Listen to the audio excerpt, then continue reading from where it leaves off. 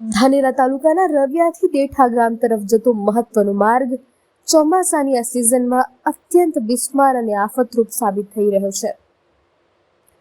આ રસ્તા વચ્ચે નાળું ન હોવાને કારણે અને બંને બાજુ ખેતરોમાં પાળ કરી લેલી હોવાથી વરસાદી પાણીનો નિકાલ થતો નથી, જેના કારણે રસ્તા પર પાણી ભરાઈ જાય છે.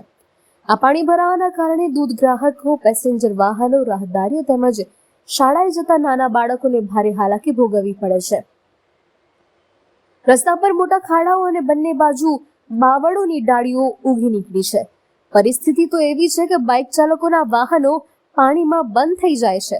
માંડ ધક્કા મારીને વાહનોને બહાર કાઢવા પડે છે. લાંબા સમયથી ચાલી રહેલી આ સમસ્યાના અંગે દેઠા ગામના સરપંચ, તલાટી કમ મંત્રી તેમજ ધાનેરા તાલુકાના સંબંધિત અધિકારીઓ અને રોડ વિભાગ યોગ્ય તપાસ કરીને પાણીની વૈકલ્પિક નિકાલ વ્યવસ્થા કરાવે, રસ્તાની સફાઈ કરાવીને માર્ગ ખુલ્લો કરે તેવી રવિયા અને દેઠાના ગ્રામજનો દ્વારા પ્રબળ માંગ ઉઠી છે.